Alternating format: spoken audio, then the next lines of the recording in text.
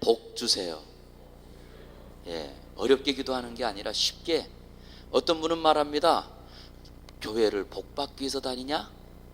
기도를 복 받기 위해서 하냐? 이런 분이 계시거든요. 그런데 성경에 보면 복이라고 하는 단어는 어떻게 만들어졌냐 하면 전능하신 하나님을 내가 소유한다. 여기에 앞 글자를 따서 모아서 그게 복이라는 말이 만들어집니다. 하기 때문에 복의 근원 하나님이시고, 그리고 복을 주시는 분도 하나님이시고, 그 복을 누리게 하시는 분도 하나님이라는 것을 기억하시기 바랍니다. 그래서 우리가 기도할 때 첫 번째가 하나님 복 주세요. 그런데 그 다음에 그 말하고 나면 할 말이 없잖아요. 그러면 이런 기도하는 거예요. 하나님 나한테 복 주세요. 그 다음 두 번째 누구한테 복 줘요? 나한테 했으니까. 두 번째는 하나님 내 이제 아내는 내 남편에게 복 주세요. 그 다음 또 누구요? 내 아들에게 복 주세요. 내 딸들에게 복 주세요. 또 우리 목사님에게도 복 주세요. 하나님 내가 만나는 분들에게 복 주세요. 내가 섬기는 사람들에게 복 주세요. 여러분, 내가 아는 사람 100명 미만인 사람 있으세요? 아마 100명보다 다 많을 거예요.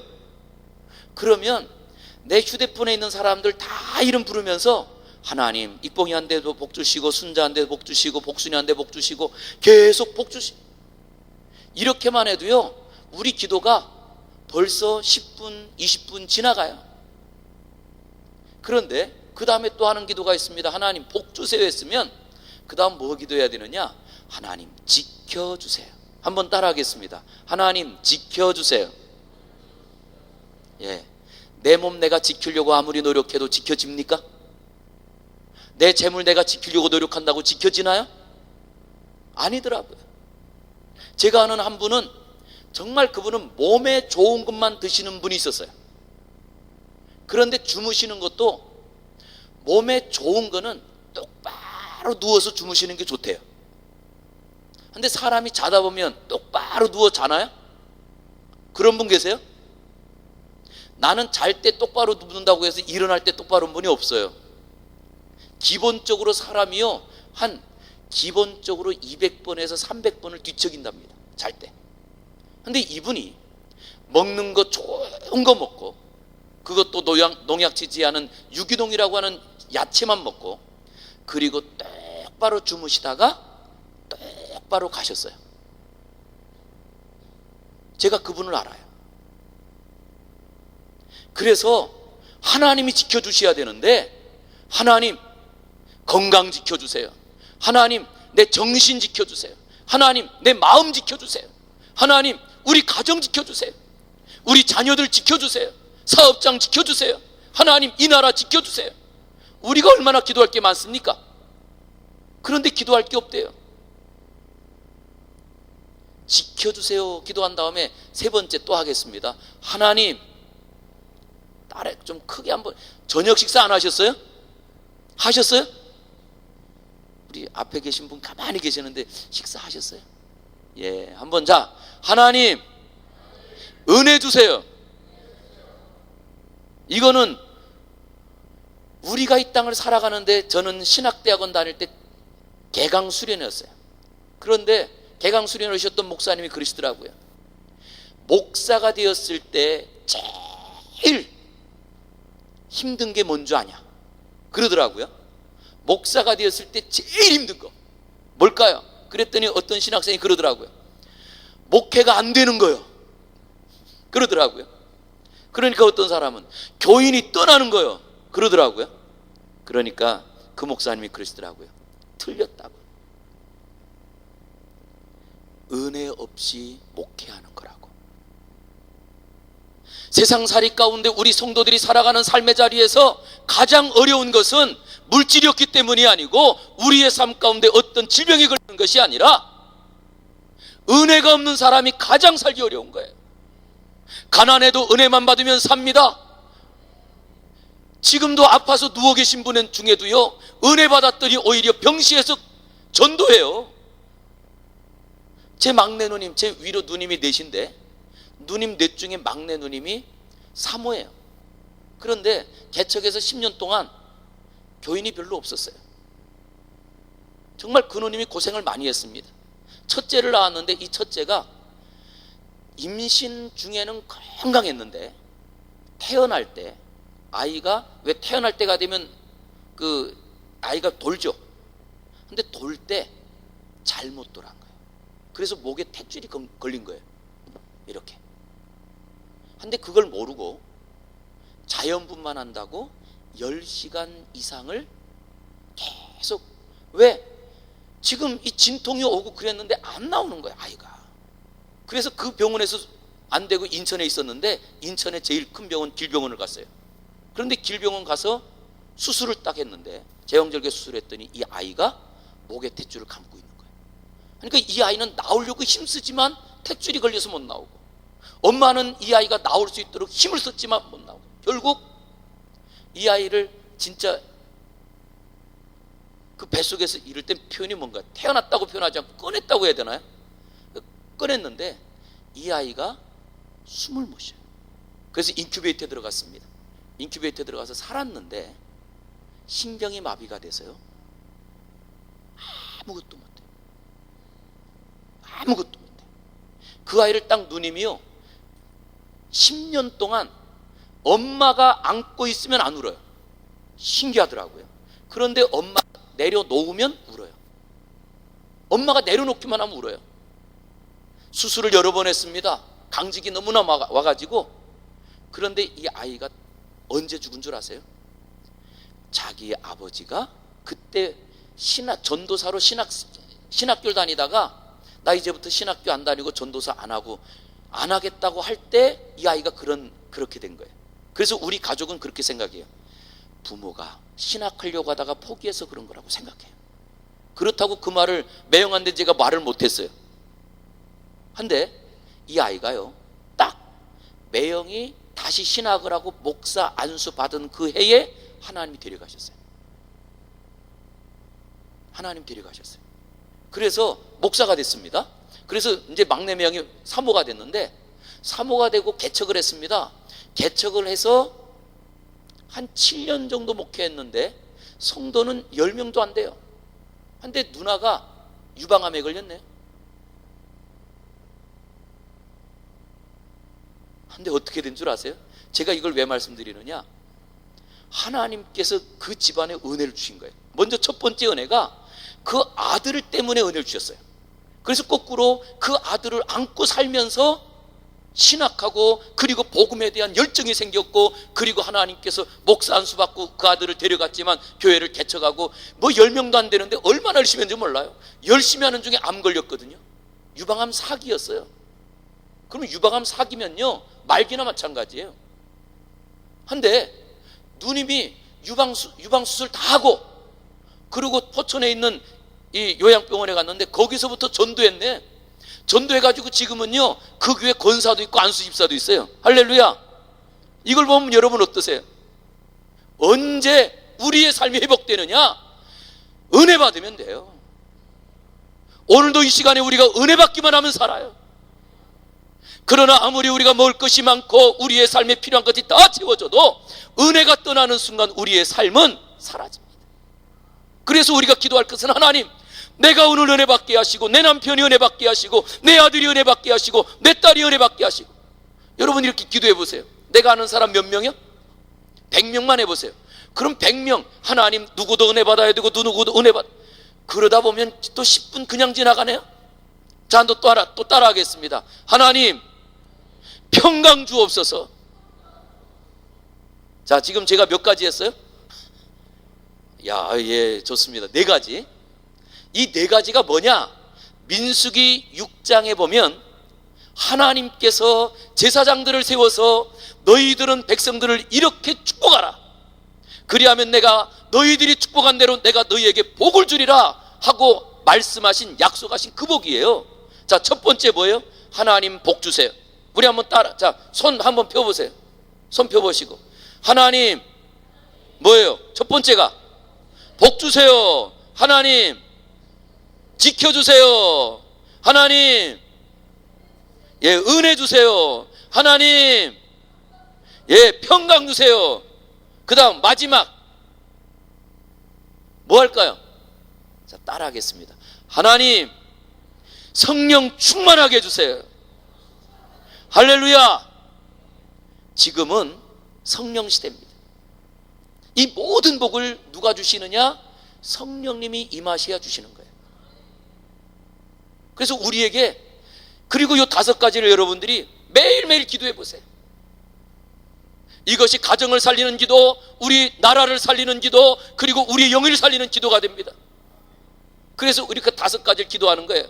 제가 이거는 지금 기도원에 왔으니까 첫 번째 먼저 여러분들에게 맛배기, 다음에 우리 원장님이 저를 또 불러주실지 모르겠지만, 이 기도에 대한 거는요, 이게 엄청난, 예수님께서 우리에게 알려주신 엄청난 파워예요. 그거는 지금 안 알려드릴 거예요. 다음에 불러주시면 하려고. 자, 근데 오늘은 이제 뭐냐? 오늘은 우리의 이름은, 사람은 태어날 때마다 다 저마다 이름을 다 지어서 그 이름이 있습니다. 여러분들 이름 있으세요? 예, 이름. 사실 이 이름, 사람이 태어나기만 하면 어떻게 하면 그 이름을 지을까? 어떤 사람은 그래서 교회 와가지고 목사님 이름 좀 지어주세요. 혹시 그래서 우리 자녀들 중에 요셉이, 또 아니면 모세, 바울이 이렇게 이름 지은 분들 계세요? 있죠? 예, 저희 큰 누나도 사모인데, 첫째, 그 큰 누나가 딸을 둘 낳고 막내가 아들 낳았어요. 근데 우리 매형도, 큰 매형이 목사거든요. 딸들은 현영이, 은영이에요. 근데 아들을 낳았더니 아들의 이름은 요한이라고 지었어요. 아들이 좋긴 좋은가 봐요. 예. 근데 이렇게 이제 이름을 성경으로 지어요. 그런데 안 믿는 사람들도, 아니 믿는 사람도 그러더라고요. 이름을 좀 잘 지으려고 어딜 가요? 장명소 가가지고 더 좋은 이름 지으려고 그래요. 왜 그렇죠? 사람이요, 그 이름이 그냥 이름이 아니고 그냥 아무렇게나 불려지는 이름이 아니기 때문에 그래요. 성경에도, 성경에 나와 있는 지명들이 다 성경의 이름은 뜻이 있습니다. 성경의 사람들의 인물의 이름, 그 이름도 다 뜻이 있어요. 그래서 우리가 알고 있는 예수라는 말이 뭐예요? 구원자라는 뜻이잖아요. 이름이 중요합니다. 그래서 사람은 이름을 짓고 이름을 가지고 부르면서 삽니다. 그러다가 마지막에 그 사람 이름값 했구나, 이런 말 하잖아요. 그리고 어떤 사람은 아이고 이름값도 못했네. 여러분 보신 이름 중에 정말 멋있는 이름, 어떤 이름 있으셨어요?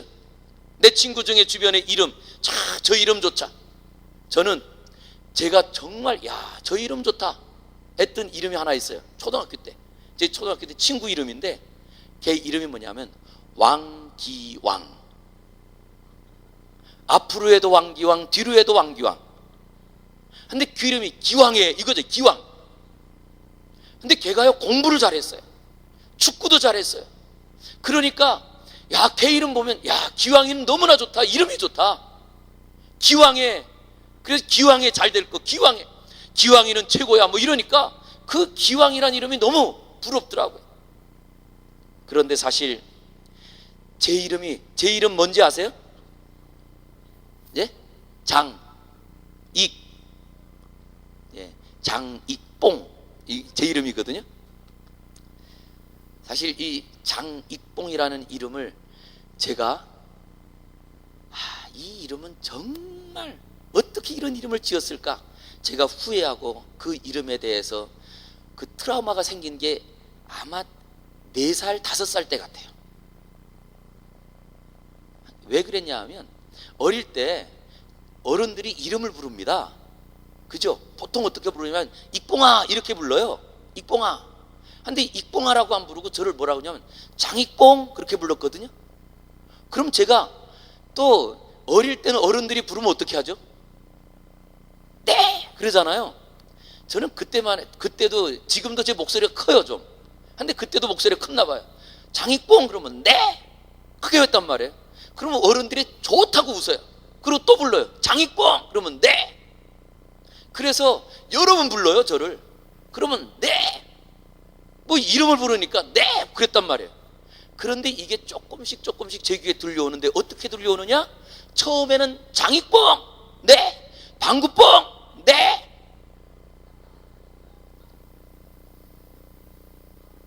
저는 그러니까 제 이름이 그냥 뽕 그러면 내 이름인 줄 알았던 거예요. 근데 이게 사실 그 방구뽕 그러면 네 하니까 어른들이 좋아가지고 자꾸 놀리느라고 부른 거예요. 그걸 제가 한 4살인가 5살 때 그걸 기억하고 나서는 이름을 누가 부르면 대답하기가 싫어요. 제가 그래서 지금까지도 안 가는, 저는 참 면을 좋아합니다. 면 중에서도 라면을 참 좋아해요. 라면. 여러분, 라면이 숫자로 1번부터 10까지 라면 종류가 요즘은 더 많아졌어요. 예? 숫자로 했는데 1번지 라면, 2라면, 3 삼양라면, 4 사천탕면, 5 오뚜기면 이렇게 쭉 나와요. 그래서 열라면. 그러니까 제가 면을 너무 좋아해요. 지금도 이 식당 가잖아요. 식당 가면 제일 먼저 보이는 게 라면사리, 이게 제일 먼저 보여요. 근데 그 정도로 사실은 면을 좋아하는데 지금도 안 가는 집이 있어요. 니뽕, 내뽕, 짬뽕집이 있어요. 가기가 싫어요. 제가 초등학교 5학년 때요, 고등학교 5학년 때, 전 시골에 살았는데, 시골을 보면 지금은 다 학교마다 실내 체육관도 있고 그렇지만 옛날에는 다 운동장에서 아침 조회를 했습니다. 근데 아침 조회를 이렇게 하는데, 그때 교감 선생님이, 제가 그때 무슨 상을 받으러 나갈 일이 있었어요. 근데 저기 시골이었기 때문에 뭐 몇 학년 몇 반이었고 그냥 1학년, 2학년, 3학년 그래가지고 학년별로 하나씩 있었거든요. 그런데 교감 선생님 조회 시간에 5학년 장익봉 그랬단 말이에요. 세상에, 여러분, 그 왜 이 초등학교 옛날 그 국민학교에는 마이크가 있는데 스피커가 어떻게 되냐면 이렇게 뒤에서부터 쭉 나온 나팔 스피커예요. 근데 그 나팔 스피커가 이렇게 앞에 있으면 뒤에는 담벼락이거든요. 하면 이 소리가 어떻게 들냐면 장익봉 그랬더니 뽕뽕뽕뽕. 제가 앞으로 못 가고 집으로 도망갔어요. 그게 제 이름이에요. 혹시 여러분 지금도 그래서 우리 성도님들 중에서는 제 이름을 함부로 잘 못 불러요. 장익봉 목사님 그러니까 그래서 그냥 장 목사님 그래요. 제가 그 스트레스가 있는 걸 아니까. 한데요, 아버지가 이 이름을 저희 아버지가 이름을 지어줬거든요. 이렇게 놀림 당하라고 이름 지어줬을까요? 그런 아버지가 어디 있어요? 제가 이래봬도 저희 집에 위에 딸만 내시고 막내라니까요. 그러면 얼마나 귀한 아들이에요. 그런데 그 귀한 아들의 이름을 왜 하필이면 익봉이라고 지었냐고. 근데 우리 아버지가 이름을 지을 때는요, 장자가 베풀 장자예요. 익자는 날개 익자예요. 그리고 봉자는 받들 봉자예요. 그러면 이게 이름의 뜻이 뭐냐니까 다른 사람들을 쫙 베풀면서 사는데 날개를 달아서 어디든지 많이 가서 그 사람들을 다 받드는 삶을 살아라, 이런 뜻으로 지어줬대요. 어떠세요? 이름 뜻 좋아요, 나빠요? 제가 보니까 너무 목사다운 이름이에요. 한데 익봉이가 뭐냐고요. 그래서 제가 그 이름의 뜻을 알고부터 제가 아버지한테 이름 좀 바꿔달라고. 요즘은 이름 바뀌기가 쉬워요. 근데 옛날에는 이름 바꾸는 게 어려웠어요. 아버지가 안 바꿔주어서 결국 그냥 지금은 이제 아버지가 지어준 장익봉이라는 이름이 사실은 좋습니다. 왜냐? 한 번 들으면 안 잃어버리는 이름. 얼마나 좋아요. 예? 그래서 저는 제 이름에 대한 것을 이렇게 자부심 갖고 있는데, 실제 우리가 이 땅을 살아가면서 이 이름, 우리는 보통 교회 안에서도요, 보세요, 교회 안에서 이름 부르는 것보다 직분을 많이 부릅니다. 그죠? 그러다 보니까 권사님, 집사님, 장로님, 목사님. 그런데 이건 이름이 아니에요. 직함입니다. 그냥 직함. 직함이라고 하는 것은 언제나 그 자리를 내려오면 떠나는 거예요. 그 자리를 내려오면. 그렇기 때문에 그거는 내가 아닙니다. 이거는 하나님께서 내게 주신 직함으로 그 일을 하다가 하나님께 갈 때는 목사로 가는 게 아니에요. 이름 갖고 가는 거거든요. 저는 여러분들에게 한 가지 말씀드리고 싶습니다. 여러분의 이름은 무엇입니까? 순자요? 이렇게 말하기 전에 진짜 우리가 갈 때 우리가 불러야 될 우리의 이름. 저는 이 이름을 말씀드리고 싶은데, 그 이름 본문에 보니까 우리 예수 그리스도를 믿는 사람들을 가리켜서 뭐라고 했냐, 26절에 말합니다. 만남의 안디옥에 데리고 와서 둘이 교회에 1년간 모여 있어 큰 무리를 가르쳤고, 제자들이 안디옥에서 비로소 누구라고요? 그리스도인이라 일컬음을 받게 되었더라. 할렐루야. 그리스도인, 이 그리스도인이라는 말이요, 우리는 그냥 편하게 씁니다. 자, 당신 누구십니까? 라고 물어보면, 예, 나는 성도입니다. 아니면 또 그리스도인입니다. 이렇게 쓰거든요. 근데 그리스도인이라는 말이 어떤 말이냐 하면, 이건 원어로 볼 때는 크리스티아누스라는 말이에요. 크리스티아누스. 이게 원래는 두 개의 단어가 하나가 된 거예요. 두 개의 단어가. 어떤 단어냐? 첫 번째는 그리스도. 그리스도는 다 아시죠? 예수님을 가리키는 예수님의 공적인 사역, 예수님을 가리키는 우리의 구원자 그리스도라는 말과, 그 다음에 크리스티아누스의 이 티아누스는 이아누스, 그리고 이아누스의 원 단어는 피오스라는 단어인데, 이건 뭐냐 하면 사람으로 표현하면 누구의 자식, 이런 말이 되고요. 누구의 자식. 또 이거를 짐승에게 표현하면 무엇의 새끼라고 표현되는 단어입니다. 새끼. 그러면 자, 예수 그리스도의 누구예요? 자녀, 이런 뜻이 되죠. 예수 그리스도의 자녀. 그래서 요한복음 1장 12절에 말합니다. 영접하는 자 곧 그 이름을 믿는 자들에게는 하나님의 자녀가 되는 권세를 주셨으니.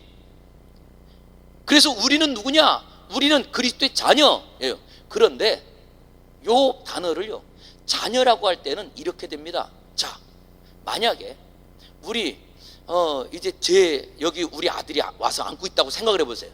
그럼 여러분들이 둘러봐가지고 저 사람이 내 아들인지 알겠어요? 모르겠어요? 모르죠. 오늘 한번 저희 신방 갔는데, 신방 갔다 저 진천 선수촌에 이제 신방을 갔다 올라오면서 안수 집사님 한 분이 병원에 입원하셨대요. 그래서 병원에 신방을 갔네요. 병원에 신방 가면서 거기에 같이 갔던 분들이 제 아내도 있고, 그 다음 부목사들도 있고, 우리 권사님 한 분도 있고 있었어요. 그런데 그 신방 갔더니, 그 신방 간 거기에서 권사님이 오면서, 모르는 한 권사님이 있었는데 그 권사님한테 뭐라고 했냐면, 혹시 부목사님 사모님이세요? 라고 그 권사님에게 물은 거예요. 혹시 부목사님 사모님. 그러면 그 부목사님 사모님은 지금 20대 후반이거든요. 근데 그 권사님은 지금 50대 중반이에요. 한데도 사람이 모르잖아요. 그죠? 이게 바로 자녀라는 말이에요. 그래서 자녀라고 할 때는 실제로 오늘도 이 자리에 하나님의 자녀도 있지만, 혹시나 마귀의 자녀가 있다 할지라도 우리가 알아요? 모르죠. 자녀라는 말이 이렇게 혼동됩니다. 그래서 더 정확한 표현이 뭐냐 하면, 예수님께서 이런 말씀하십니다. 그 당시에 서기관들이나 바리새인들을 향해서 예수님께서 아주 독설적으로 말했던 한마디가 있어요. 독사의 누구요? 자식들아, 이 말이죠. 그런데 실제 그거는 완곡하게 표현해서 독사의 자식들아 이렇게 번역했지만, 실제로 질문해 볼게요. 자, 독사가 자식을 낳습니까? 새끼를 낳습니까? 예? 자, 소가 자식을 낳아요? 새끼를 낳아요? 새끼잖아요. 그러면 원래 예수님께서 하셨던 그 당시의 언어는 뭐냐? 독사의 자식들아가 아니에요. 뭐예요? 독사의 새끼들아, 이 말이거든요. 우린 새끼 그러면 자꾸 이게 욕처럼 들려요. 그래서 사실 이 강단에서 이게 새끼라는 말을 쓰기가 참 미안하지만, 그런데 이게 얼마나 중요한 표현이냐 하면, 우리는 이렇게 됩니다. 이런 노래 있죠. 송아지 송아지. 어떤 송아지요? 얼룩송아지. 엄마 소가? 엄마 소가 얼룩소 엄마 닮았네. 그렇죠? 그죠? 이게 왜 그래요? 그 새끼를 보았더니 그 새끼를 보니까 누가 보여요? 엄마 소가 보이는 거예요. 그게 새끼라는 말이에요. 그래서 실제로 이 그리스도인이라는 말은 이것은 그리스도의 새끼라는 말이에요. 그리스도의 새끼. 그래서 그 사람을 보았더니 누가 보이느냐? 그 그리스도가 보이는 거예요. 저는 이 시간에 우리의 모습을 보면서 우리 뒤에 있는 예수 그리스도가 보이는 그리스도인들이 다 되기를 주의 이름으로 축복합니다. 우리 뒤에 그리스도가 딱 있다는 것을 알아보세요. 이게 얼마나 중요한 단어냐? 이런 단어입니다. 만약에 어떤 집에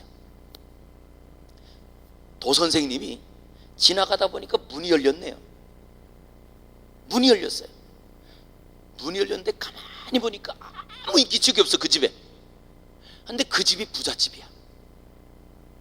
그래서 이 도둑 선생님이 그 집을 문이 열렸으니까 살며시 들어갔어요. 들어가가지고 거실 문을 딱 열었는데 누가 나왔느냐? 꼬마 아이가, 갓난아기가 엉금엉금 기어다가 딱 봤네요. 자, 갓난아기가 있는 그 집에 이 도둑이 들어갈 수 있을까요? 없을까요? 예? 없어요? 있어요. 있는 분은 들어갔다 잡혀요. 왜냐? 자, 갓난아기가 있다는 것은 그 집에 누가 있어요? 엄마가 있다는 거예요. 갓난아기가 있다는 거는 그것처럼 바로 우리가 그리스도의 새끼가 되면 우리 뒤엔 누가 있느냐? 그리스도가 계신 거예요. 그게 바로 그리스도인이라는 말이에요.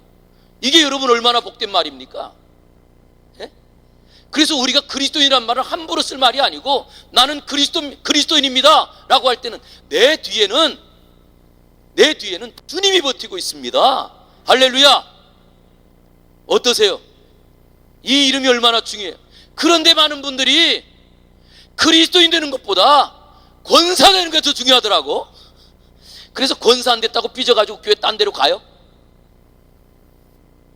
그 교회에서 장로 안 됐다고 그것 때문에 또 삐져가지고 또 다른 데 가는 그런 경우도 있어요. 모르기 때문에 그래요. 직분은 일하라는 거지만 실제로 더 귀한 자녀는요, 일을 안 시켜요. 집에서도 어떻습니까? 예? 귀한 자식일수록요, 일을 안 시켜요. 그래서 우리 성도님들 혹시나 내가 교회에서 정말 주님 닮아가는데도 불구하고 내가 직분을 얻지 못한다 할지라도 거꾸로 시험 받는 것이 아니라 하나님이 나를 더 귀하게 여기구나, 이런 마음으로 편안하게 자녀로서의 삶을 누릴 수 있기를 주의 이름으로 축복합니다. 이 마음이 생기고 나면 하나님 나를 사랑하셔서 그래. 그러고 나면요, 마음이 얼마나 가벼운지 몰라요.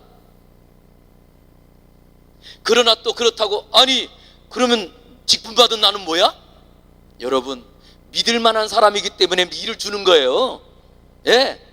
믿지 못하는데 일을 주는 거 보셨어요?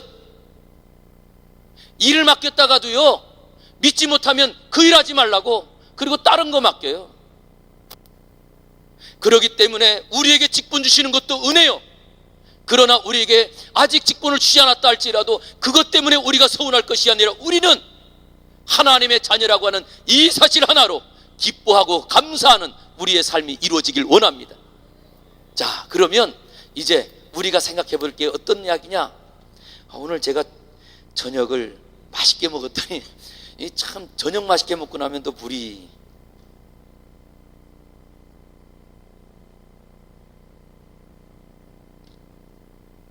너무 많이 먹나요?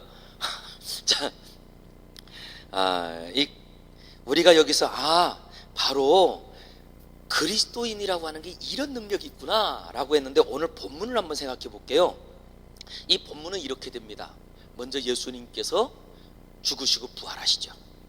그리고 부활하신 그 후에 40일 동안 이 땅에 계시면서 예수님의 제자들을 일으켜 세워서 부활의 증인 만들고, 그리고 예수님께서 그 많은 사람들 보는 자리에서 제일 마지막으로 한 장면이 뭔지 아세요?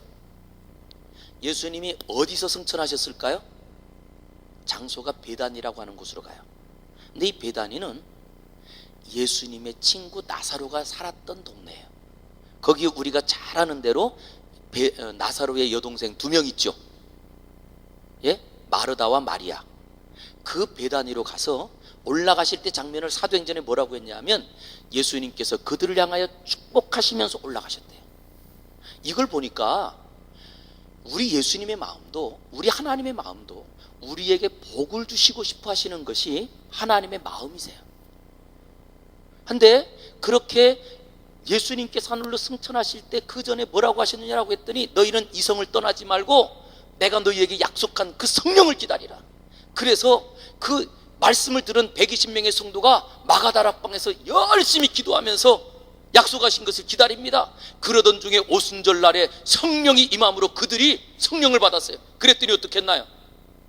그랬더니 나가가지고 복음 전하기 시작합니다. 어떤 분들은 방언에 대한 것을 어떻게 말하느냐, 방언을 받으면 우리가 모르는 이야기를 하잖아요. 그런데 첫 번째 이 오순절 마가다락방에 있었던 방언은 실제로 방언 말한 게 아니에요. 그들은 히브리 말로 말하는데 들은 사람들이 자기 나라 말로 듣는 거예요.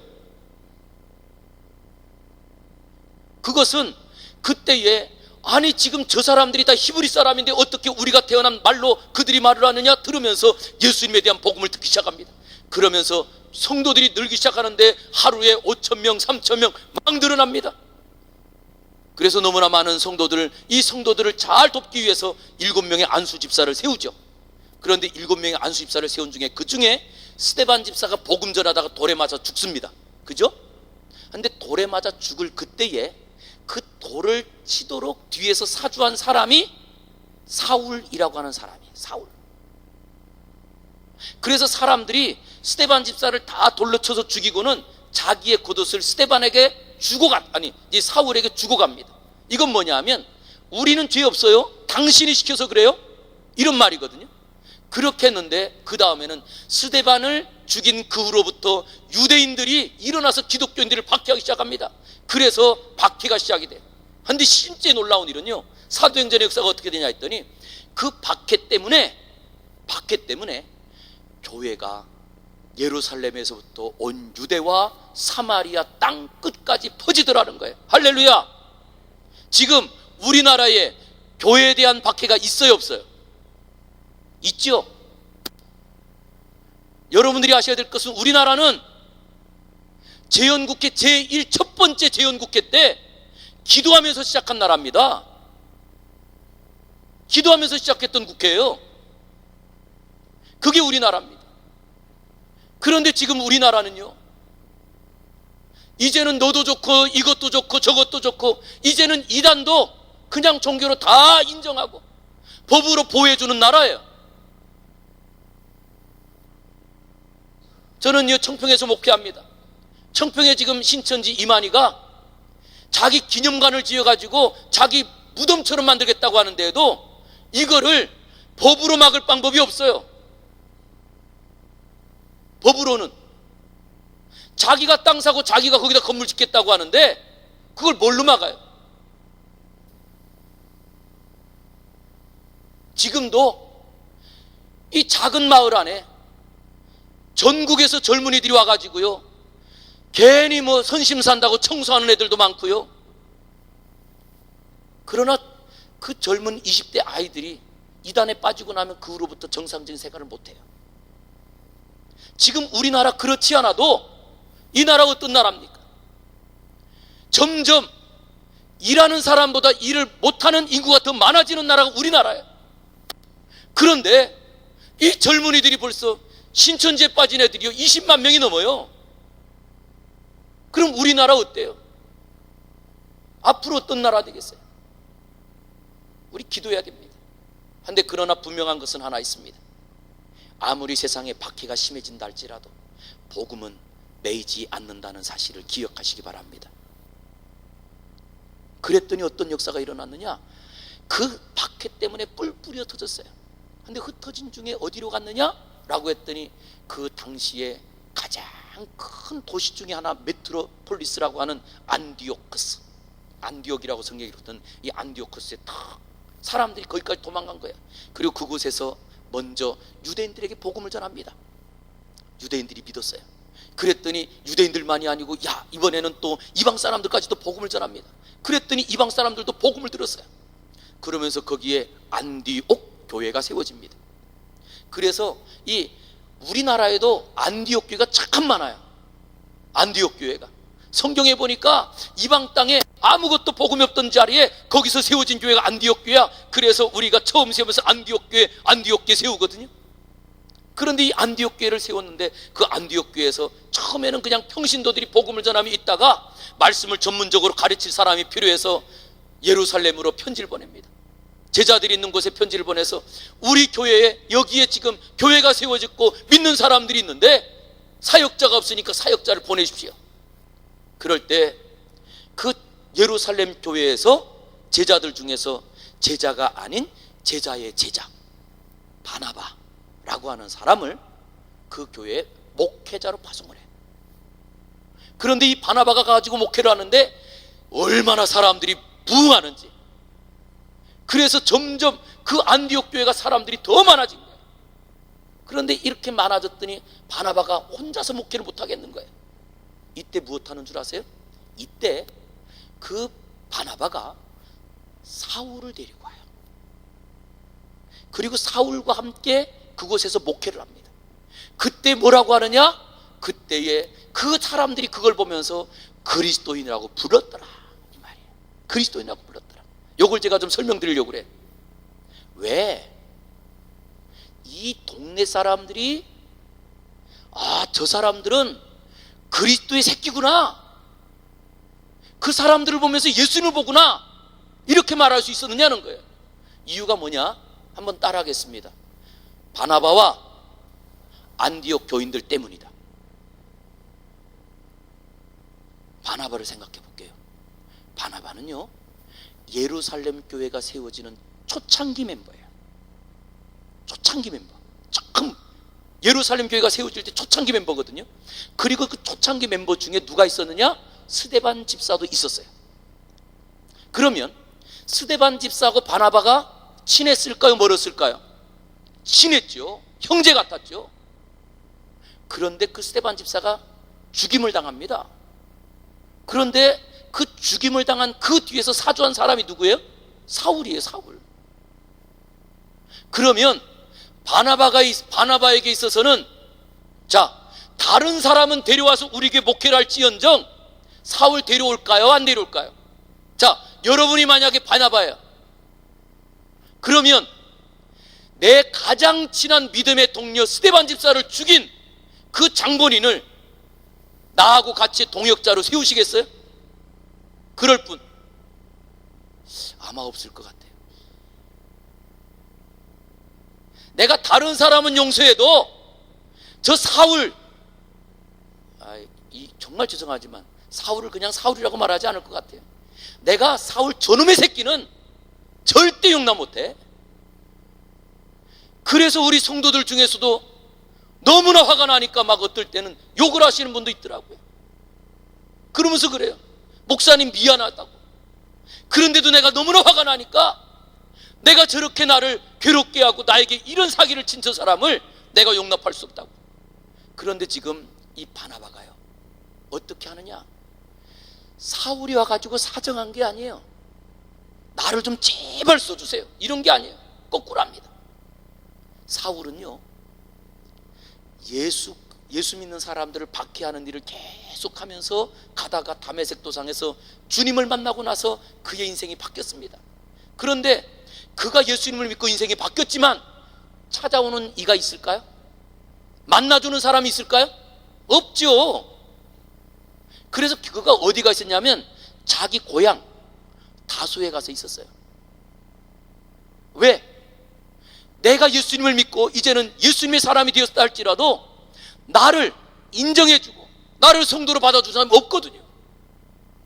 그래서 자기 고향에 있는데 바나바가 이 교회가 점점 부흥해서 사역자가 필요한데 누구를 데려오느냐? 예루살렘에 편지해가지고 사도에게 우리 교회 사역자를 좀 보내주시오라고 할 수도 있는데, 이 바나바가 했던 것은 자기가 직접 찾아가요. 5가지 가가지고 사울을 데리고 와요. 저는 여러분들의 삶에도 내 마음에 솔직히, 여러분 솔직하게, 내 마음에 아직도 용서 못하는 사람 있어요, 없어요? 딱 가만히 계시네요. 예? 없으세요? 아마 그게 없다면 사람이 아니죠. 다 있을 거예요. 그런데 참 신기하게도 그 사람이 멀리 있는 사람이면 좋게요, 용서 못하는 사람이 대부분 가까이 있는데 남편인 경우가 있고요, 가족인 경우가 제일 많아요. 그런데 오늘 이 바나바는 자기의 철천지 원수 같았던 그 사울을 자기 동역자로 삼은 거예요. 근데 여기 더 놀라운 게 있어요. 거기 어떤 일이 벌어지느냐 라고 했더니 여기 더 놀라운 것은 성도들입니다. 자, 예루살렘에 살던 사람들이 왜 이 지금 먼 타국 타양 안디옥까지 오게 됐죠? 스데반 집사의 일로. 이게 뭐예요? 스데반 집사가 순교당하는 그때부터 해서 그 일 때문에 박해를 받으면서 더 이상 살 수 없어서 가족이 찢어집니다. 아니, 어떤 사람은 그 일 때문에 그 다음에는 내 가족이 어떤 사람이 죽게 됐을 거예요. 생이별하며 이산가족이 되어서 자기의 살던 터전들 다 놔두고 그리고 여기까지 오게 된 거예요. 이 사람들이 안디옥 교회를 세운 사람들이에요. 이해가 되시죠? 그러면 사울의 사자만 들어도 어때요? 아주 아마 그럴 거예요. 안디옥, 이제 이 바나바 목사님이 우리 교회 이제부터 이 사울이라고 하는 청년을 우리 교회 전도사로 드리게 됐습니다. 그럼 뭐라고 할까요? 성도들이 우리 교회 나갈래요? 아마 이러지 않겠어요? 아니, 그 사울이라고 하는 그 사람 때문에 고향도 잃어버리고 내 삶의 터전도 잃어버리고 지금 내가 왜 이 고생하고 있는데? 근데 그 사람을 자기 교회의 교인으로 받아들이는 것도 어려워요. 자, 한번 가만히 우리 교회에 살인죄를 저지른 사람이 우리 교회에 출석하고 있다. 그런 분 계세요? 예? 없죠? 제가 아는 한 선교회가 있는데 그 선교회는 담안 선교회라는 데가 있어요. 제소자들이 나와서 교회를 갔다가 교회에서 적응을 못하고 모여서 예배 드리는 사람들이에요. 모를 때는 어서 오시라고 환영한답니다. 어서 오시라고. 그래가지고 새가족 교육도 마치고 그리고 같이 뭐 하다가 내 과거 내가 어떤 죄 때문에 그리고 감옥에 갔다 왔다는 게 알려주고 나면요, 사람들이 자꾸 꺼린다는 거예요. 그래서 교회 생활을 못하고 결국 그분들끼리 모여요. 그게 현실이에요. 교인도 그래요. 교인도. 그런데 우리 교회 교육자로 받아들인다. 우리 가족, 그 중에는 박해가 일어났기 때문에 우리 가족 중에 누군가가 죽은 사람도 있어요. 자기 사업장 다 잃어버리고 온 사람들이 많아요. 그런데 그렇게 모든 고통의 원인이 됐던 사람을 교육자로 세운다. 가능할까요? 자, 따라하겠습니다. 은혜 받으면 된다. 충만하면 된다. 예. 은혜 받고 충만하면 돼요. 그런데 은혜 없이는 절대 불가능합니다. 내가 그 은혜를 받은 사람은 내 죄가 얼마나 심각한지 알고 깨달은 사람은 그 사람을 받을 수 있어요. 그러나 내가 받은 은혜가 뭔지 모르는 사람은 절대 그 사람을 받을 수가 없어요. 그래서 이 안디옥 교회 교인들이 대단한 거예요. 안디옥 교회 교인들이. 그런데 그 소문이 퍼지지 않을까요? 어디로 퍼졌을까요? 퍼지는 걸 보았더니 어디로 퍼지느냐? 그 교회에 세상에, 아니 저 익봉이라는 집이, 익봉이네가 원래 예루살렘에 살았는데 예루살렘에 살다가 저 사람 때문에 집도 잃어버리고 다 잃어버리고 여기까지 도망오게 됐는데 그 사람이 이 교회 교육자라는데 받아주었대야. 이런 소문이 날까요 안 날까요? 나죠. 그랬더니 자, 다시 한번 본문 한번 보겠습니다. 본문. 자, 26절 보세요. 26절. 만남의 안디옥으로 데리고 와서 둘이 교회에서 1년간 모여 큰 무리를 가르쳤고, 제자들이 비로소 안디옥에서 비로소 어떻게 해요? 안디옥에서라는 말에서 빠진 게 있어요. 뭐가 빠졌어? 제자들이 안디옥에서 비로소 그 동네 사람들에게 그리스도인이라 일컬음을 받게 되었더라, 이 말이에요. 그 동네 사람들에게, 예수님을 안 믿는 사람들인데 그 지역 사람들이 그 안디옥 교에 있는 교인들을 보면서 뭐라고 하느냐? 야, 진짜 저기 가는 사람들은 예수의 새끼야. 예수 닮은 사람이야. 우리가 오늘 기도원에 왔습니다. 왜 오셨어요? 기도하러 왔죠. 그리고 기도하러 온 이유 중에 정말 우리에게 어쩌면 아직도 우리의 인생에 필요한 것들이 있고 해결되지 않은 것들이 있어서 왔을 거예요. 저는 이 시간에 이 기도가 바뀌길 원합니다. 하나님, 내 문제가 해결되기 전에 먼저 내가 은혜 받기를 원합니다. 그래서 지금까지 문제였던 그 자리에 그 사람이 문제가 아니라 내가 문제라는 것을 보게 하여 주시옵소서. 이게 보여지는 순간부터 해결돼요. 그러나 우리가 기도하고 나서도요, 뭐가 문제냐? 저 사람이 문제라는 거예요. 그 사람 때문에 내가 괴롭다는 거예요. 아닙니다. 그 사람 때문에 내가 괴로운 게 아니라 나 때문에 그 사람이 괴로운 거예요. 이게 보여져야 돼요. 하나님께서 예수님을 보내셨던 이유는 예수님의 십자가가 있었기 때문에 내가 살았습니다. 오늘도 우리가 예수님의 자녀가 됐던 이유는 내가 죽음으로 그 사람을 살리고자 나를 그 사람 옆에 두신 거예요. 그게 해결되지 않았는데 뭔 문제가 해결되겠습니까? 그리고는 지금도 여전히 기도합니다. 하나님, 내 남편 변하게 해주세요. 내 자식 변하게 해주세요. 이 나라 변하게 해주세요. 아닙니다. 제일 중요한 것은 내가 변하면 됩니다. 할렐루야. 저는 제일 중요한 게 사람이라고 봅니다. 사람이 중요합니다. 사람이 중요한데 그 중에서도 누가 중요하냐? 다른 사람 하나도 안 중요하고요. 다른 사람이 어떻게 하느냐 아무것도 안 중요하고요. 내가 중요해요. 변화는 나로부터 시작됩니다. 내가 지금까지 정말 괴롭고 힘들고 저 사람 보니까 내가 내 인생은 저 사람 때문에 망친 것 같고 그랬던 그 자리에서 바꿔서 저 사람의 인생이 나 때문에 망했구나. 내가 괴롭고 힘들다면 그 사람도 괴롭고 힘들지 않겠습니까? 저는 제가 수지에서 목회할 때 그런 분을 봤어요. 시어머니가 사는데 시어머니하고 아들 내외가 같이 살아요. 아들 내외가. 그런데 시어머니가, 이 수지는 아파트가, 수지 지역은 이렇게 정부에서 개발한 아파트가 아니고 그냥 건설 회사들이 막 아파트를 지어가지고 보통 작은 평수가 50평이에요. 수지 같은 경우는. 근데 50평, 그 다음 이게 보통이니까 그 다음 조금 더 넓은 건 60평, 70평 이렇게 되거든요. 근데 그 권사님이, 이분이 권사님인데 어디 사느냐?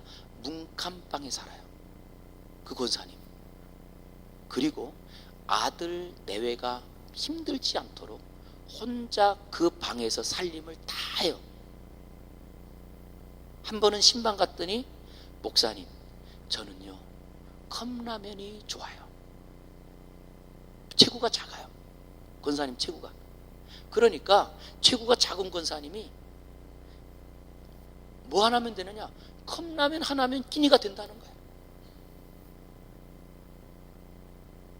그런데 그 권사님이 그 컵라면을 가지고 거의 하루에 한 끼는 컵라면을 드셔. 그리고 그냥 그 방에서 살림을 다 하셔. 얼마나 속상해요. 근데 그 권사님이요, 기도하는 게 있어요. 사실 목사님, 우리 애들이요, 그러니까 애들이라고 할 때는 아들하고 며느리죠.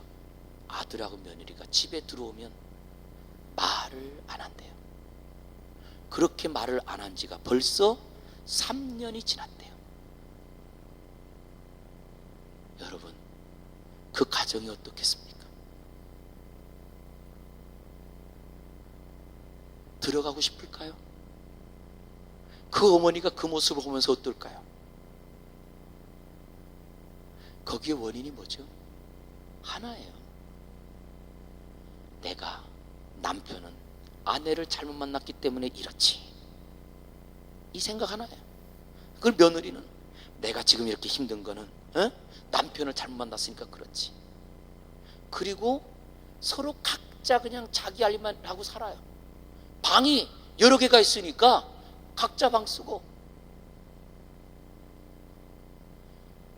얼마나 불행하고 얼마나 아파요.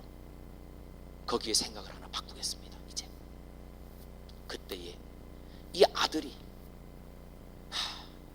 정말 저 사람이 다른 사람 만났더라면 나 지금보다 훨씬 행복했을 건데, 나같이 속이 밴댕이 속 같고 정말 나처럼 이렇게 무능력하고 저 아내의 마음 하나 못 받아주는 이런 정말 찌질이 같은 남편하고 사니 내가 문제야.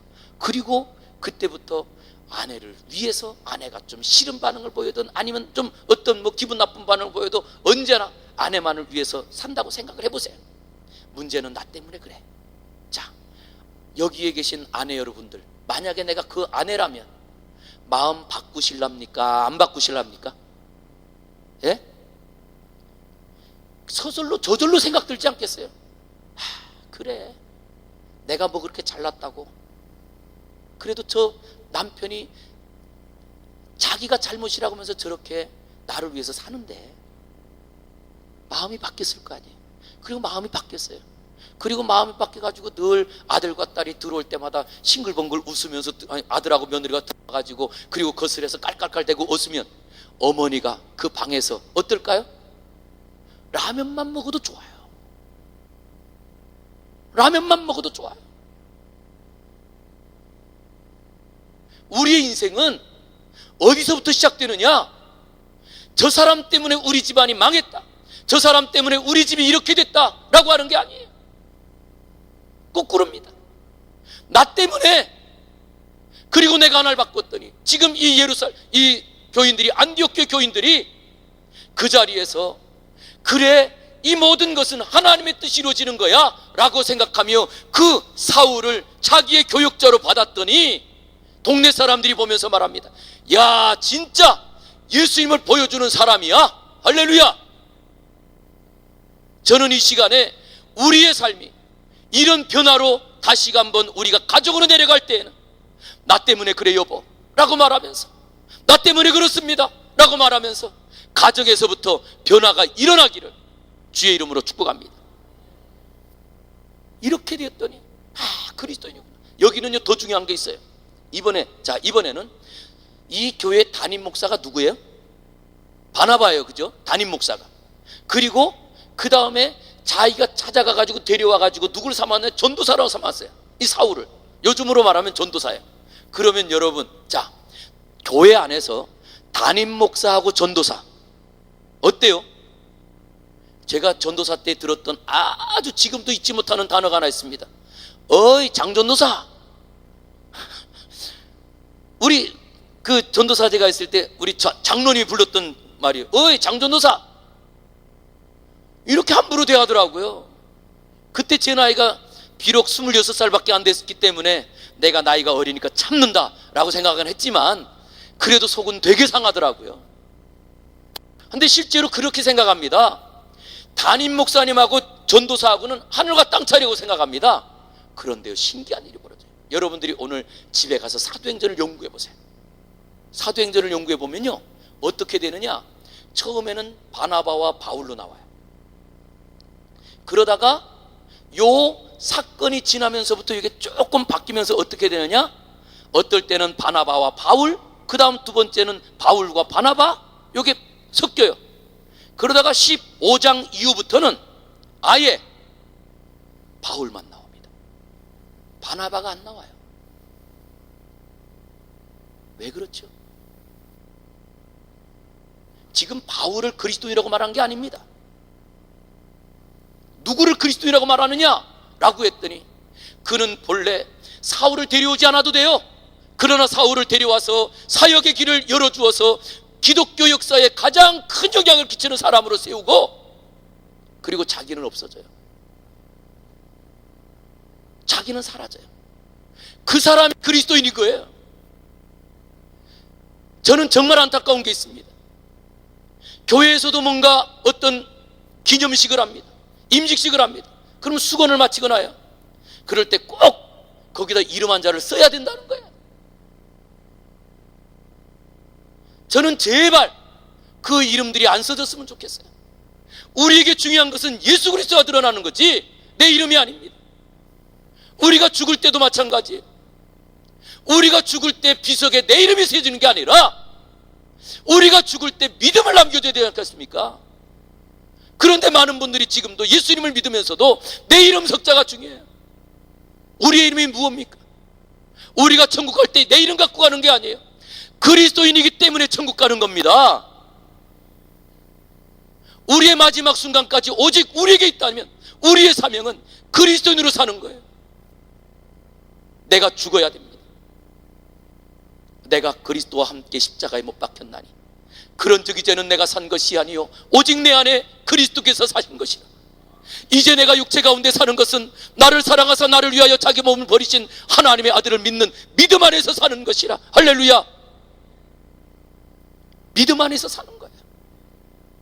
우리의 마지막 꿈이 있다면 하나님 믿음을 보여주고 죽게 하여 주시옵소서. 우리 자녀들에게 믿음을 보여주고 죽게 하시고, 그래서 우리 성도들이 이 시간 기도할 것은요, 문제가 해결되라고 기도하는 게 아니에요. 하나님 이 문제가 어려운 중에도 믿음 보여주는 사람 되게 해주세요. 이걸 기도하는 거예요. 왜냐? 그럴 때 세상 사람들이 보고 야, 저 사람은 진짜 그리스도를 닮았구만, 이렇게 말하지 않겠습니까? 문제가 해결되고 경제적인 문제가 해결되고 모든 문제가 해결된 자리에 누가 좋아하지 않을 사람이 있겠습니까? 감사하지 않을 사람이 누가 있겠습니까? 예? 그건 안 믿는 사람도 해요. 우리 믿음의 사람들은 지금 당장 죽는 자리에서도 찬양합니다. 왜? 나에게는 믿음이 소중하기에. 이거 아니에요? 그래서 오늘도 우리가 기도하는 자리, 하나님 세상이 점점 험악해지고 그리고 점점 경제가 어려워지고 우리 가정 안에도 이런 어려움이 생긴다 할지라도 그 자리에서 믿음 보여주게 하여 주시옵소서. 여러분, 우리에게 중요한 건 자녀들이에요. 자녀들이 무엇을 보고 걸어갈까요? 엄마가 정말 먹을 것이 아무것도 없고 너무 힘든 고통이요, 아니 어떻게 이런 시댁에서 살아? 그런 자리에도 딱 하나 믿음 가지고 지켜서 그걸 본 자녀들은요, 믿음의 길이 무엇인지 봤어요. 그 길을 걸어가요. 그래서 우리에게 가장 중요한 것은 이제는 문제 해결이 아닙니다. 그 문제 안에서 믿음으로 사는 거예요. 하나님, 오늘도 이 믿음으로 살며 내가 있는 이 자리에서 오직 믿음 보여주며 그리스도인으로 살게 하여 주시옵소서. 우리가 이 고백으로 승리하기를 원합니다. 우리 이 고백을 가지고 같이 찬양 하나 하겠습니다. 주님이여 이 손을 꼭 잡고 가소서. 나는 약합니다. 은혜 받아야 삽니다. 하나님,